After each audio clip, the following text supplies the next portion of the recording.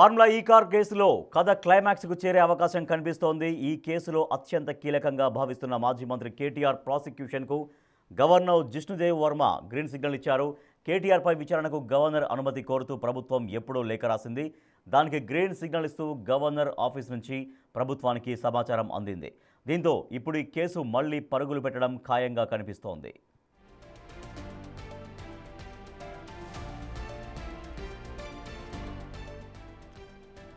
గతేడాది డిసెంబర్ నెలలో formula E car race కేసులో కేటీఆర్ మీద ఏసీబీ కేసు నమోదైంది. ఫార్ములా ఈ కార్ రేస్ కోసం రూల్స్కు విరుద్ధంగా విదేశీ కంపెనీకి డబ్బులు చెల్లించారని మున్సిపల్ శాఖ కార్యదర్శి ఫిర్యాదుతో ఈ కేసు నమోదైంది. దీనివల్ల ప్రభుత్వానికి 54.88 కోట్లు నష్టం కలిగింది అనేది ఫిర్యాదు. ఈ నేపథ్యంలో ఏసీబీ కేసు నమోదు చేసింది. బీఆర్ఎస్ ప్రభుత్వంలో కేటీఆర్ మున్సిపల్ శాఖ మంత్రిగా పనిచేశారు. ఈ నేపథ్యంలో కేటీఆర్ను ఈ కేసులో A1గా పేర్కొంటూ ఏసీబీ కేసు నమోదు చేసింది. అలాగే అప్పటి మున్సిపల్ శాఖ ప్రిన్సిపల్ సెక్రటరీ అరవింద్ కుమార్ను A2గా చేర్చారు. HMDA chief engineer BLN Reddy A3గా ఉన్నారు.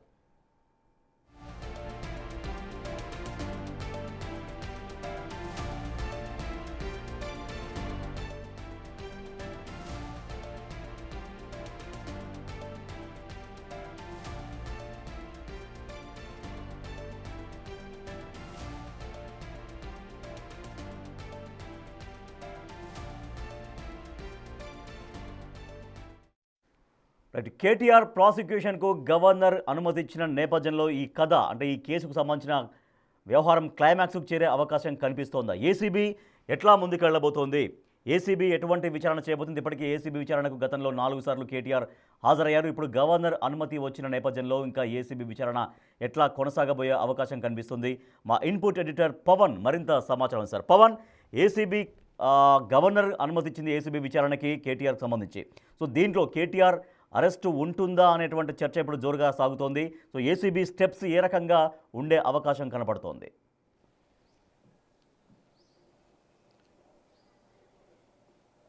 ఒకసారి కేసు పూర్వపరాలు కనుక చూసినట్లయితే 2024 డిసెంబర్లో అప్పుడు ప్రిన్సిపల్ సెక్రటరీగా ఉన్న దానకిషోర్, ఐఏఎస్ అధికారి దానకిషోర్ ఇచ్చిన ఫిర్యాదుతో ఏసీబీ అధికారులు కేసు నమోదు చేశారు, ఎఫ్ఐఆర్ నమోదు చేశారు. A1గా కేటీఆర్ను, ఆ గతంలో మున్సిపల్ శాఖ మంత్రిగా పనిచేసిన కేటీఆర్ను, A2గా అరవింద్ కుమార్ ఐఏఎస్ హెచ్ఎండిఏ ముఖ్యుడిగా ఆయన ఉన్నారు, ఆయనను A2గా, అట్లనే బిఎల్ఎన్ రెడ్డిని A3గా పెట్టారు. దాదాపు 9 నెలల పాటు ఈ కేసు ఏసీబీ అధికారులు విచారణ చేశారు. విచారణలో భాగంగా కేటీఆర్ను 2 సార్లు విచారించారు.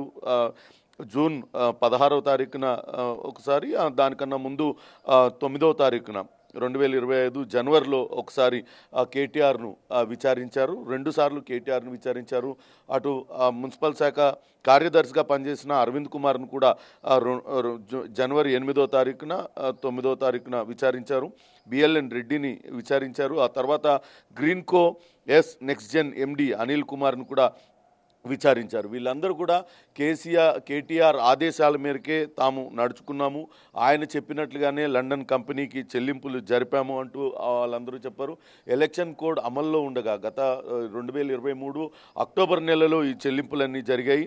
అప్పట్లో ఎలక్షన్ కోడ్ అమల్లో ఉంది. కానీ కేంద్ర ఎన్నికల సంఘం నుంచి ఎలాంటి అనుమతులు తీసుకోకుండానే హెచ్ఎండిఏ నిధుల నుంచి ఈ మొత్తాన్ని బదిలీ చేయడం, దానికి సంబంధించి ఐటీ శాఖ హెచ్ఎండిఏకు దాదాపుగా 8,7,00,000 రూపాయల జరిమానా విధించడం. దీంతో మొత్తం 54,88,00,00,000 రూపాయలు దుర్వినియోగమయ్యాయి. మొత్తం 10 మంది పైన దీనిపైన అభియోగాలు మోపారు.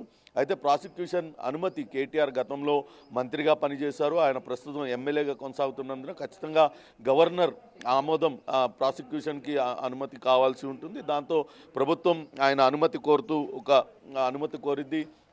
ఇప్పటికే బిఎల్ఎన్ రెడ్డికి రాష్ట్ర ప్రభుత్వం అయితే అనుమతి ఇచ్చింది. ఇంకా డిఓపిటి నుంచి అటు ఐఏఎస్ అధికారి అరవింద్ కుమార్కు అనుమతి రావాల్సి ఉంది. మొత్తం 78 పేజీల సమగ్రమైన ఫైనల్ రిపోర్ట్ను ఇచ్చారు. ఇందులో బీఆర్ఎస్కు జరిగిన లబ్ధి గురించి కూడా అందులో ప్రస్తావించారు. ఏదైతే నెక్స్ట్ జెన్కోకు డబ్బులు చెల్లింపుల ద్వారా ఎలక్ట్రాల బాండ్ రూపంలో తిరిగి బీఆర్ఎస్ పార్టీ ఫండ్గా తీసుకున్నారనేది ప్రధానమైన అభియోగం. వీటిలన్నిటిపైన కూడా విచారణ జరిపింది. దీనికి సంబంధించిన ఆధారాలను ఏసీబీ ఇప్పటికే సేకరించిన నేపథ్యంలో ఇప్పుడు ప్రాసిక్యూషన్ అనుమతి పవన్ అయితే తర్వాత మళ్ళీ కొత్తగా KTR ఫ్రెష్ గా ను మళ్ళీ అరెస్ట్ నోటీసులు చేస్తారనే ఇస్తారా? ఎందుకంటే వార్తలు వస్తున్నాయి. కానీ గతంలోనే 4 సార్లు అటెండ్ అయ్యారు ఏసీబీ విచారణకు కేటీఆర్. మళ్ళీ ఇప్పుడు కొత్తగా అనుమతి వచ్చిన నేపథ్యంలో మళ్ళీ కొత్తగా నోటీసులు ఇచ్చి విచారణకు వెళ్తారా? ఏం జరిగే అవకాశం ఉంది? ఇప్పటికే విచారణ అయితే పూర్తయింది. గడిచిన 2 సార్లు కేటీఆర్ విచారణకు హాజరయ్యారు. విచారణలో ఆయన ఏమాత్రం సహకరించలేదని ఏసీబీ అధికారులు చెప్తున్నారు. కానీ మిగతా నిందితులు ఈ కేసులో ఉన్న మిగతా నిందితులందరూ ఇచ్చిన వాంగ్మూలాలు ఆధారంగా కేటీఆర్ పైన చర్యలకు రంగం సిద్ధం చేస్తున్నారు.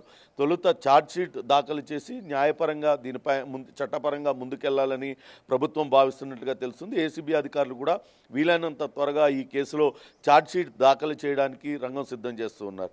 ఇప్పటికే అటు కేటీఆర్కు ప్రాసిక్యూషన్ అనుమతి వచ్చింది.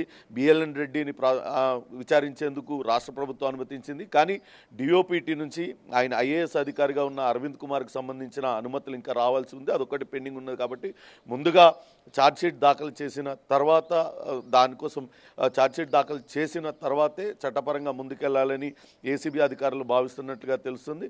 దానిలో భాగంగానే ఇప్పటిదాకా ఏదైతే ఈ కేసులో ఉన్న 10 మంది నిందితులు వాళ్ళందరూ వాంగ్మూలాలు సేకరించారు. వాళ్ళ వాంగ్మూలాల ఆధారంగానే ఛార్జ్షీట్ను తయారు చేస్తున్నట్లుగా సమాచారం అందుతుంది. Right, thank you Pavan. ACB ఎట్లా స్టెప్స్ వేయబోతోంది? ఫార్ములా ఈ కార్ రేస్ వ్యవహారానికి సంబంధించినది ఇంట్రెస్టింగ్గా మారింది. కేటీఆర్ని, మాజీ మంత్రి కేటీఆర్ని విచారణ చేసేందుకు governor Jishnudev Varma green signal ఇవ్వడంతో ఇక ఏసీబీ ఎట్లా విచారణ కొనసాగిస్తుందనేది ఇప్పుడు ఒక ఇంట్రెస్టింగ్ ఫ్యాక్టర్గా కనిపిస్తోంది ఫార్ములా ఈ కార్ రేసుకు సంబంధించి.